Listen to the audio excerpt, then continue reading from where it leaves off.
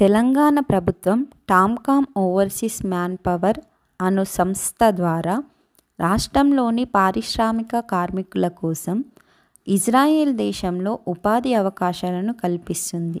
Israel దేశంలో ప్రస్తుతం ceramic tiling, plastering work, mason, gypsum workers ఉద్యోగాల కోసం దరఖాస్తులను ఆహ్వానిస్తుంది. ఈ ఉద్యోగాలకు అభ్యర్థులకు కావాల్సిన అర్హతలు: అభ్యర్థి కనీసం 10వ తరగతి చదివి ఉండాలి, 3 సంవత్సరాల పని అనుభవం సంబంధిత రంగంలో కలిగి ఉండాలి, అభ్యర్థి వయసు 21 నుండి 45 సంవత్సరాల మధ్య ఉండాలి.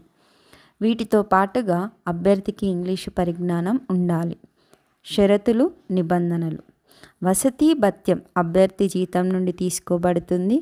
అది 8,300 నుండి 15,250 వరకు ఉంటుంది. ప్రారంభ ఒప్పంద కాలం 1 సంవత్సరం ఉంటుంది.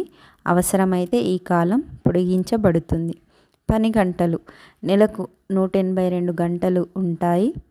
కంపెనీ నిబంధనల ప్రకారం OT అందుబాటులో ఉంటుంది.